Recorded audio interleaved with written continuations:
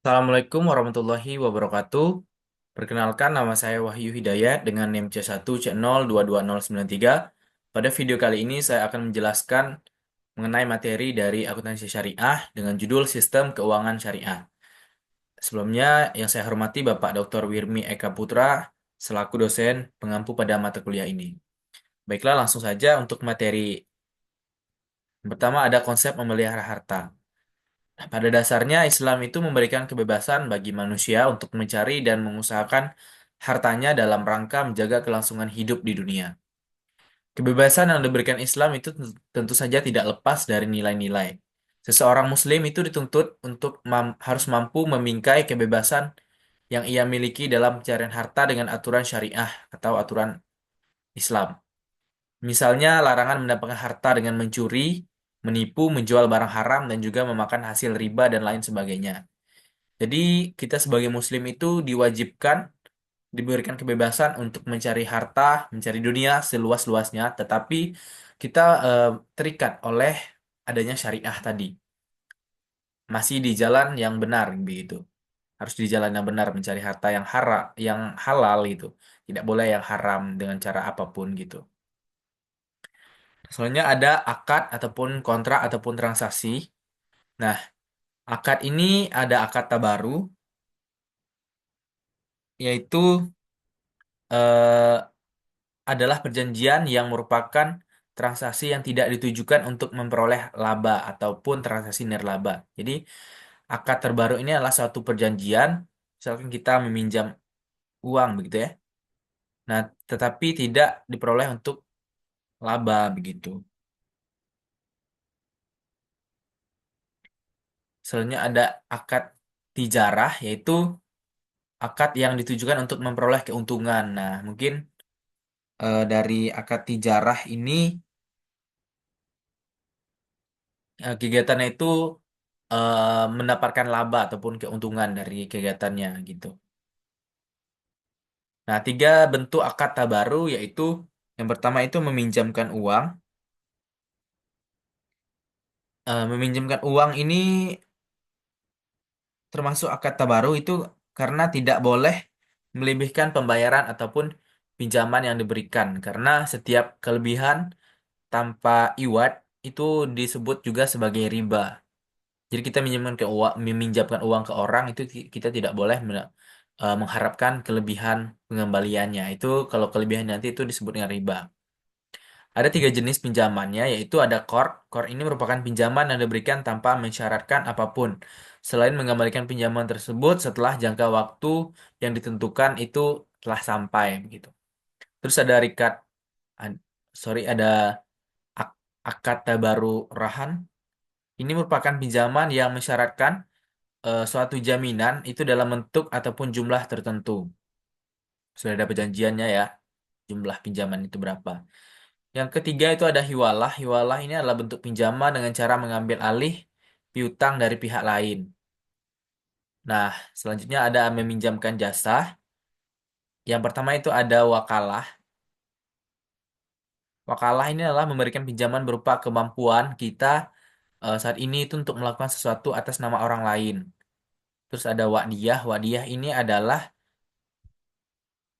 bentuk turunan akad wakalah, yang mana akad ini telah dirinci dengan jenis penitipan dan pemeliharaannya, sehingga selama pemberian jasa kita tersebut juga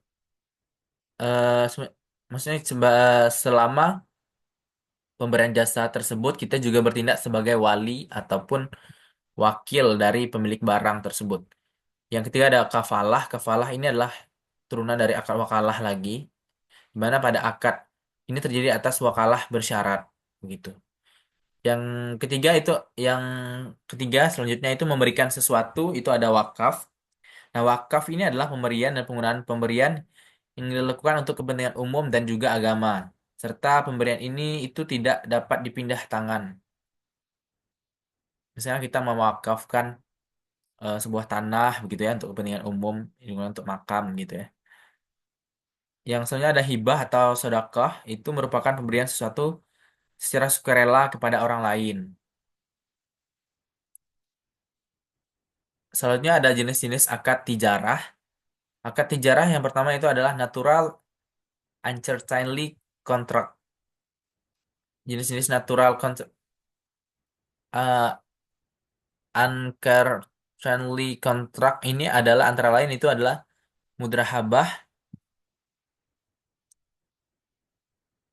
Selanjutnya ada su musya musya musyakarah, ada suku atau obligasi syariah, ada saham syariah yang produknya harus sesuai dengan syariah. Ada jenis yang kedua itu natural centrally contract, yaitu jenis kontraknya adalah beberapa lain antara lain yaitu murabahah, salam, istisna, ijarah. Nah, adapun transaksi yang diharamkan di dalam Islam itu ada penipuan. Penipuan ini terjadi apabila salah satu pihak itu tidak mengetahui informasi yang diketahui oleh pihak lain. Ini seringkali terjadi pada saat ini. Misalkan eh, kita diberikan pinjaman uang, tetapi kita tidak tahu apakah uang tersebut resmi ataupun tidak, begitu ya. Akhirnya kita kena tipu, begitu. Selanjutnya ada gorar. Gorar inilah eh, ketika terdapat incomplete information sehingga ketidakpastian antara dua dua belah pihak. Jadi informasinya itu belum jelas dan belum pasti begitu. Selanjutnya ada perjudian. Perjudian ini dalam bahasa Arab itu disebut dengan masyir atau berjudi. Dalam memperoleh sesuatu yang mendapat keuntungan dengan yang sangat mudah tanpa kerja keras. Seperti contoh itu adalah saat ini tuh maraknya perjudian online gitu ya. Selanjutnya ada penimbunan barang, yaitu pembelian sesuatu yang dibutuhkan masyarakat, kemudian menyimpannya sehingga barang tersebut berkurang di pasaran dan meningkatkan kenaikan harga. Nah, ini juga sering terjadi ya. Misalkan kalau mau dekat Lebaran itu kelangkaan barang pokok. Nah, itu kadang barang pokok itu ada yang menimbun barang pokok, membelinya secara banyak, jadi langka di pasar, terus harganya naik gitu ya. Terus dia menjualnya dengan harga yang mahal gitu ya. Nah, sebenarnya adalah riba. Adapun pengertian dari riba itu riba ini berasal dari bahasa Arab yang berarti tambahan atau al-ziyadah, berkembang, an-namu meningkat, al-irtifa dan juga membesar, al-ulu. Imam Syaraqi mendefinisikan riba itu sebagai tambahan yang disyaratkan dalam transaksi bisnis tanpa adanya padaan ataupun iwat yang dibenarkan syariah atas pendapat tersebut. Mohon maaf, ini riba ini biasanya itu bunga ya, dalam bentuk bunga. Kalau di pinjaman, misal kita meminjam, terus nanti ada bunganya berapa persen gitu ya. Nanti kita minjam 100.000, kalau bunganya 5% aja. Itu udah meningkat menjadi 105.000 nanti kita gantinya gitu ya. Itu bunga itu disebut juga sebagai riba. Nah, adapun jenis-jenis riba, yang pertama itu adalah riba hutang piutang. Ada riba qard. Riba qard ini adalah kelebihan suatu manfaat atau tingkat kelebihan tertentu yang diisyaratkan terhadap yang berutang. Riba ini yang muncul akibat adanya tambahan atas pokok pinjaman yang disyaratkan di muka oleh kreditur atau syabibul ma'al, berpihak kepada yang terutang atau piutang yang diambil sebagai keuntungan. Jadi ini biasanya itu udah dijanjikan di awal gitu ya. Contohnya itu misalkan memberi hutang itu memberikan pinjaman sebanyak 10 juta dengan syarat debitur atau peminjam itu mengembalikan pinjaman tersebut sebesar 18 juta pada saat jatuh tempo. Itu jadi contohnya. Terus ada riba jahiliyah. Riba jahiliyah ini eh,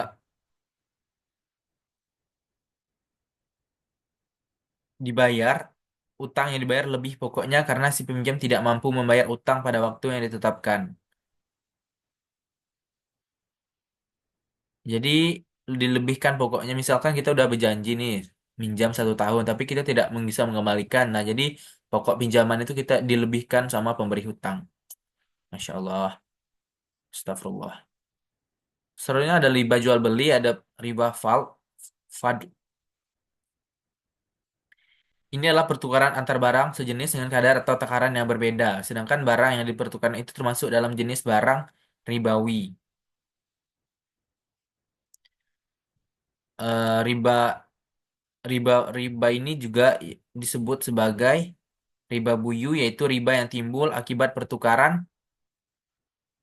barang sejenis yang tidak memenuhi kriteria sama kualitasnya.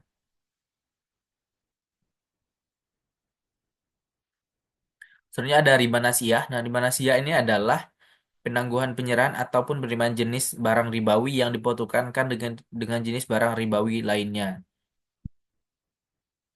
Jadi sama-sama menukar barang riba begitu ya. Adapun prinsip dari sistem keuangan syariah itu yang pertama adalah pelanggaran dari riba. Eh, Pelanggaran dari riba ini apa maksudnya itu untuk menolak dari riba ya. Terus ada pembagian risiko. Yang ketiga itu tidak menganggap uang sendiri modal potensial. Yang keempat larangan melakukan kegiatan spekulatif. Yang kelima adalah kesucian kontrak. Yang keenam adalah aktivitas usaha harus sesuai dengan syariah. Prinsip keuangan syariah ini juga mengacu pada prinsip rela sama rela antar antara antara dim minkum. Tidak ada pihak yang terzolimi dan juga menzolimi. La tahzimuna wala tuzlamun. Hasil biayanya muncul bersama biaya dan untung muncul sama risiko. Jenis instrumen keuangan syariah itu adalah akad investasi, ada akad jual beli atau sewa menyewa, dan juga ada akad lainnya.